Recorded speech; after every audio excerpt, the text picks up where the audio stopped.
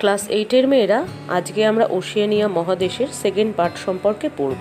সেটা হচ্ছে কি নিউজিল্যান্ডের ভূপ্রকৃতি।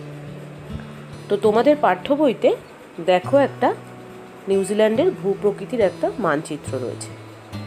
তো এই মানচিত্রটা খেয়াল করলে তোমরা দেখবে যে উত্তর ও দক্ষিণ নামে দুটো বড় দ্বীপ আর স্টুয়ার্ট, চ্যাথাম প্রভৃতি কয়েকটা ছোট দ্বীপ নিয়ে গড়ে উঠেছে কি এই নিউজিল্যান্ড। এখানকার বেশিরভাগ ভূমি কিন্তু কেমন পর্বতময়, আর এখানে অনেকগুলো আগ্নেয়গিরি রয়েছে। এই আগ্নেয়গিরিগুলোর মধ্যে রয়েছে মাউন্ট এগমন্ট, রুহাপেহু প্রভৃতি। আর দক্ষিণ দ্বীপের দক্ষিণ আল্পস হচ্ছে প্রধান পর্বতশ্রেণী। এই পর্বতশ্রেণীর অন্তর্গত মাউন্ট কুক, যার উচ্চতা হচ্ছে 3724 মিটার, সেটিই হচ্ছে নিউজিল্যান্ডের সর্বোচ্চ শৃঙ্গ। এই দ্বীপের পূর্ব উপকূল বরাবর গড়ে উঠেছে একটা বিখ্যাত সমভূমি, যার নাম হচ্ছে কি ক্যান্টারবেরি সমভূমি। দেখো এখানে ক্যান্টারবেরি সমভূমির কিন্তু একটা ছবি দেওয়া রয়েছে। নিউজিল্যান্ডের মধ্য দিয়ে বেশ কিছু নদ নদী প্রবাহিত হয়েছে। তার মধ্যে প্রধান প্রধান নদ নদীগুলো হচ্ছে কি ওয়াইটাকি, ক্লথ, ওয়ানমাগুই, টাইরি প্রভৃতি। এই নদ নদীগুলোর একটা বিশেষ বৈশিষ্ট্য রয়েছে। এগুলো দৈর্ঘ্যে কিন্তু তত বড় নয়, অর্থাৎ দৈর্ঘ্যে বেশ ছোট, কিন্তু ছোট হলেও নদ নদীগুলো কিন্তু খরস্রোতা। আর এই দেশের যে পার্বত্য অঞ্চল রয়েছে, সেই পার্বত্য অঞ্চলে কিন্তু অনেক হিমবাহ সৃষ্ট হ্রদ লক্ষ্য করা যায়। এবার আমরা 3টে দ্বীপ অঞ্চলের ভূপ্রকৃতি সম্পর্কে আলোচনা করব। সেগুলো হলো মেলানেশিয়া, মাইক্রোনেশিয়া ও তৃতীয় যেটা রয়েছে সেটা হচ্ছে কি পলিনেশিয়া। তাহলে চলো এই ভূপ্রকৃতিগুলো সম্পর্কে একে একে আলোচনা করা যাক। তো হাজার হাজার দ্বীপ নিয়ে এই 3টে অঞ্চল গঠিত হয়েছে। এখানকার বেশিরভাগ দ্বীপগুলো গঠিত হয়েছে কোথায়? সমুদ্রের তলদেশে। কি জমা হয়ে? আগ্নেয় পদার্থ জমা হয়ে। পাপুয়া নিউগিনির যে শৃঙ্গ অর্থাৎ মাউন্ট উইলহেলম, যার উচ্চতা হচ্ছে 4509 মিটার, সেটাই হচ্ছে সমগ্র ওশেনিয়া মহাদেশের সর্বোচ্চ শৃঙ্গ। এছাড়াও এখানে কয়েকটা উল্লেখযোগ্য আগ্নেয় দ্বীপ রয়েছে, যেগুলোর মধ্যে রয়েছে হাওয়াই, সলোমন, ফিজি, তাহিতি প্রভৃতি। এই যে হাওয়াই আগ্নেয় দ্বীপ, সেই আগ্নেয় দ্বীপে বেশ কয়েকটা আগ্নেয়গিরি রয়েছে। সেই আগ্নেয়গিরিগুলোর মধ্যে উল্লেখযোগ্য হচ্ছে কি মৌনালোয়া, কিলাইয়া প্রভৃতি। এছাড়াও এখানে বেশ কয়েকটা প্রবাল দ্বীপ রয়েছে। সেই প্রবাল দ্বীপগুলোর মধ্যে উল্লেখযোগ্য হচ্ছে মার্শাল, গিলবার্ট, ক্যারোলাইন প্রভৃতি। এগুলো মৃত প্রবাল জমেই কিন্তু মূলত সৃষ্টি হয়েছে।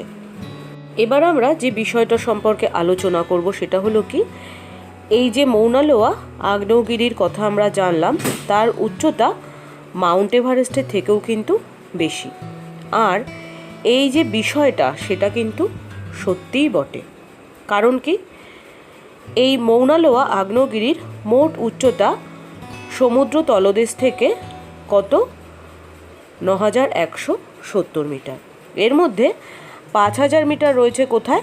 সমুদ্রপৃষ্ঠের নিচে। আর বাকি রইল কত? 4170 মিটার, যেটা কোথায় রয়েছে? সমুদ্রপৃষ্ঠের উপরে। কিন্তু যদি আমরা লক্ষ্য করি মাউন্ট এভারেস্টকে, তো মাউন্ট এভারেস্টের উচ্চতা সমুদ্রপৃষ্ঠ থেকে কত? 8848 মিটার। তাহলে মোট উচ্চতাকে যদি আমরা বিচার করি, অর্থাৎ মৌনালোয়ার সমুদ্রপৃষ্ঠের নিচে যে অংশটা রয়েছে এবং সমুদ্রপৃষ্ঠের উপরে যে অংশটা রয়েছে, এই দুটো অংশকে যদি আমরা যোগ করি তাহলে তার উচ্চতা কিন্তু মাউন্ট এভারেস্টের থেকে বেশিই হবে। কিন্তু পৃথিবীতে যেসব স্থলভাগ রয়েছে তাদের উচ্চতা মাপা হয় কোথা থেকে? সমুদ্রপৃষ্ঠ থেকে। অর্থাৎ সমুদ্রপৃষ্ঠই হচ্ছে স্থলভাগের উচ্চতা মাপার মাপকাঠি। তো সেই দিক থেকে বিচার করলে মাউন্ট এভারেস্টকেই পৃথিবীর সর্বোচ্চ শৃঙ্গ বলে গণ্য করা হয়ে থাকে। এবার আমরা ওশেনিয়া মহাদেশের নদ নদী ও হ্রদ সম্পর্কে আলোচনা করব। তাহলে প্রথমে আমরা অস্ট্রেলিয়ার নদ নদী সম্পর্কে আলোচনা করি। তো অস্ট্রেলিয়ার মধ্য দিয়ে যে নদ নদীগুলো প্রবাহিত হয়েছে তার মধ্যে রয়েছে কি কি? মারে ডার্লিং, হান্টার, ফ্রিজয়, ব্রিসবেন, কুপার ও আয়ার। এই নদ নদীগুলোর মধ্যে অস্ট্রেলিয়ান আল্পস থেকে উৎপত্তি লাভ করেছে মারে নদী, আর ডার্লিং নদী উৎপত্তি লাভ করেছে নিউ ইংল্যান্ড রেঞ্জ থেকে। হান্টার, ফ্রিজয়, ব্রিসবেন এই নদ নদীগুলোর উৎসস্থান হচ্ছে গ্রেট ডিভাইডিং রেঞ্জ, আর কুপার ও আয়ার নদী উৎপত্তি লাভ করেছে পূর্ব ও পশ্চিমের মালভূমি থেকে। তো এই যে নদ নদীগুলো, তাদের উৎসস্থান সম্পর্কে আমরা জানলাম। তো এদের মোহনা কোথায়? মারে ও ডার্লিং নদীর মোহনা হচ্ছে এনকাউন্টার উপসাগর।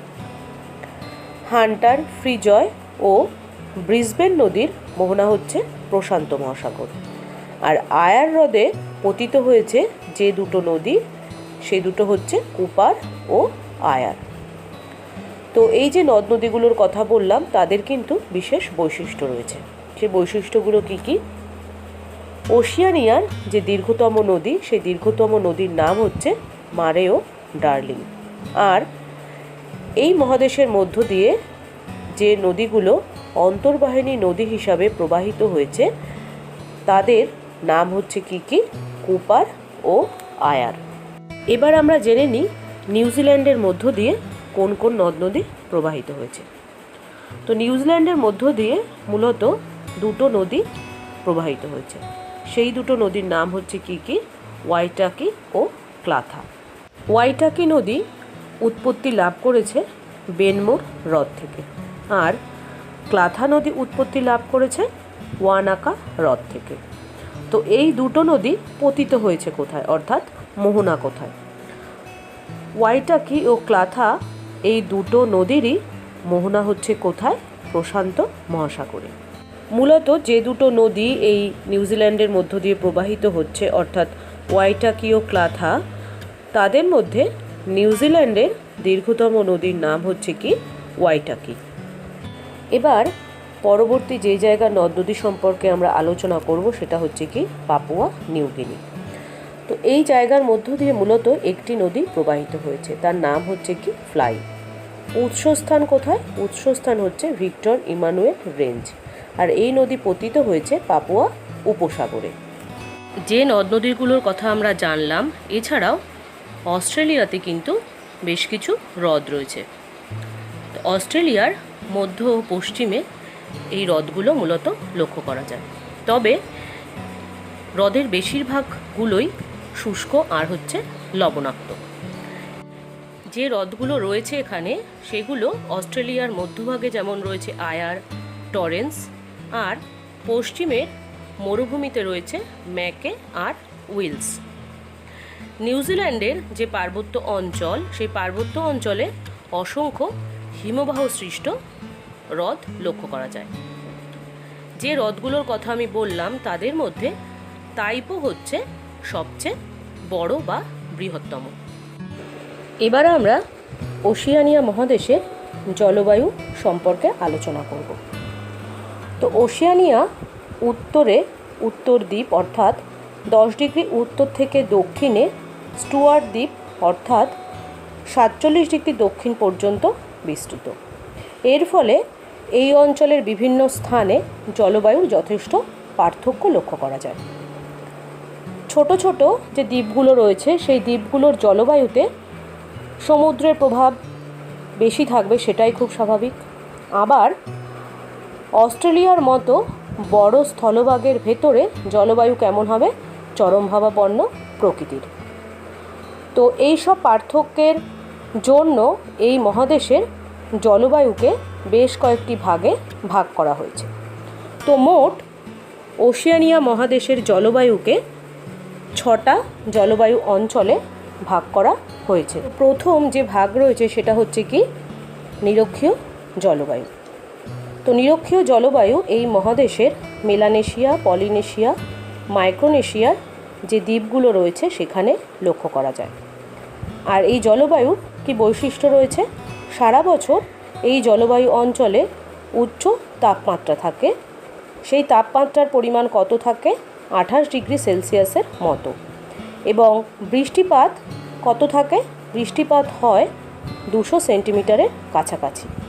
তাহলে এটাই হচ্ছে এই জলবায়ু অঞ্চলের এখানকার বৈশিষ্ট্য। পরবর্তী যে জলবায়ু অঞ্চল এখানে রয়েছে সেটা হচ্ছে কি ক্রান্তীয় মৌসুমি জলবায়ু। তো এই জলবায়ু এই ওশিয়ানিয়া মহাদেশের অস্ট্রেলিয়ার উত্তর ও উত্তর পূর্বাংশে লক্ষ্য করা যায়। এই জলবায়ুর বৈশিষ্ট্য কি? এই জলবায়ুর বৈশিষ্ট্য হচ্ছে এখানে শীতকাল থাকে শীতল ও শুষ্ক প্রকৃতির, আর গ্রীষ্মকালে বৃষ্টিপাত হয়। কোন বায়ুর প্রভাবে বৃষ্টিপাত হয়? মৌসুমি বায়ুর প্রভাবে এখানে প্রবল বৃষ্টিপাত হয় এবং এই বৃষ্টিপাতের পরিমাণ হচ্ছে বাৎসরিক গড় প্রায় 150 সেন্টিমিটার। এবার পরবর্তী যে জলবায়ু অঞ্চল সম্পর্কে আমরা আলোচনা করব সেটা হচ্ছে কি নাতিশীতোষ্ণ জলবায়ু। তো এই নাতিশীতোষ্ণ জলবায়ু অস্ট্রেলিয়ায় যে মারে ডার্লিং নদী রয়েছে এবং নদীর তীরবর্তী যে অববাহিকা অঞ্চল রয়েছে সেই অববাহিকা অঞ্চল ও পূর্ব উপকূলে ব্রিসবেনে লক্ষ্য করা যায়। এখানকার উপকূল অঞ্চলে সারা বছর আয়ন বায়ু কোন সময় প্রবাহিত হয়? গ্রীষ্মকালে। এবং পশ্চিমা বায়ু সেটা কোন সময় প্রবাহিত হয়? শীতকালে। তার প্রভাবেই কিন্তু বৃষ্টিপাত হয়। তাহলে এই নাতিশীতোষ্ণ জলবায়ু অঞ্চলে মূলত আয়ন বায়ু এবং পশ্চিমা বায়ুর জন্যই কিন্তু বৃষ্টিপাত হচ্ছে। দুটো ভিন্ন ঋতুতে বৃষ্টিপাত হয়। আয়ন বায়ুর জন্য হচ্ছে গ্রীষ্মকালে এবং পশ্চিমা বায়ুর জন্য বৃষ্টিপাত হচ্ছে শীতকালে। আর চতুর্থ যে জলবায়ু অঞ্চল সম্পর্কে আমরা আলোচনা করব সেটা হচ্ছে কি ভূমধ্যসাগরীয় জলবায়ু। তো ভূমধ্যসাগরীয় জলবায়ু ওশিয়ানিয়া মহাদেশের অস্ট্রেলিয়ার উপকূল বরাবর পার্থ এবং অ্যাডিলেড অঞ্চলে মূলত লক্ষ্য করা যায়।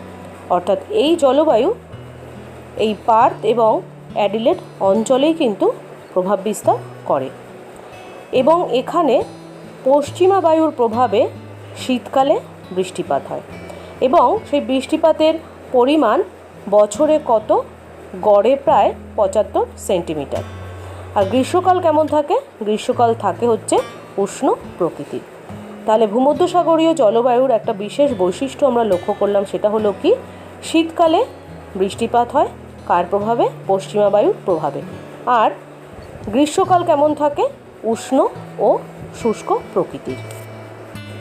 পঞ্চম যে জলবায়ু অঞ্চলে ওশিয়ানিয়া মহাদেশকে বিভক্ত করা হয়েছে সেটা হচ্ছে কি ক্রান্তীয় মরু ও মরুপ্রায় জলবায়ু। এই জলবায়ু অস্ট্রেলিয়ার মধ্য ও পশ্চিমাংশে লক্ষ্য করা যায় এবং এই জলবায়ু অঞ্চলে বৃষ্টিপাত প্রায় হয় না বললেই চলে। তো বৃষ্টিপাত যখন হচ্ছেই না তাহলে বৃষ্টিপাতের বার্ষিক গড় কম থাকবে। সেটা থাকে কত? 25 সেন্টিমিটারেরও কম। আর এই জলবায়ুর যে বৈশিষ্ট্য রয়েছে সেটা হলো কি গ্রীষ্মকাল এখানে কিন্তু যথেষ্ট উষ্ণ এবং শীতকাল কেমন থাকে? অতি শীতল প্রকৃতির। এবার শেষ যে জলবায়ু অঞ্চল রয়েছে অর্থাৎ ষষ্ঠ যে জলবায়ু অঞ্চল ওশিয়ানিয়া মহাদেশে লক্ষ্য করা যায় সেটা হচ্ছে কি ব্রিটিশ জলবায়ু। তো এই জলবায়ু এই মহাদেশের দক্ষিণ পূর্ব অস্ট্রেলিয়া, তাসমানিয়া এবং নিউজিল্যান্ডে দেখা যায়। এই জলবায়ুতে গ্রীষ্মকাল কেমন থাকে? হালকা উষ্ণ প্রকৃতির, অর্থাৎ গ্রীষ্মকাল কিন্তু বেশ আরামপ্রদ। তো এই গ্রীষ্মকালে উষ্ণতা কত থাকে? 15 ডিগ্রি সেলসিয়াসের কাছাকাছি। আর শীতকাল কিন্তু বেশ শীতল এবং সেই শীতের সময় তাপমাত্রা কত থাকে? 5 ডিগ্রি সেলসিয়াসের কাছাকাছি। আর পশ্চিমা বায়ুর প্রভাবে কিন্তু এখানে মূলত বৃষ্টিপাত হয় সারা বছর ধরেই এবং সেই বৃষ্টিপাতের যে পরিমাণ সেটা হচ্ছে 200 সেন্টিমিটারের মতো। তাহলে আমরা কি লক্ষ্য করলাম যে ব্রিটিশ জলবায়ুর অন্তর্গত যে জায়গাগুলো রয়েছে সেখানে গ্রীষ্মকাল থাকে কেমন, আরামপ্রদ অর্থাৎ হালকা উষ্ণ, এবং শীতকাল বেশ শীতল, এবং পশ্চিমা বায়ুর প্রভাবে সারা বছরই এখানে বৃষ্টিপাত হয়ে থাকে।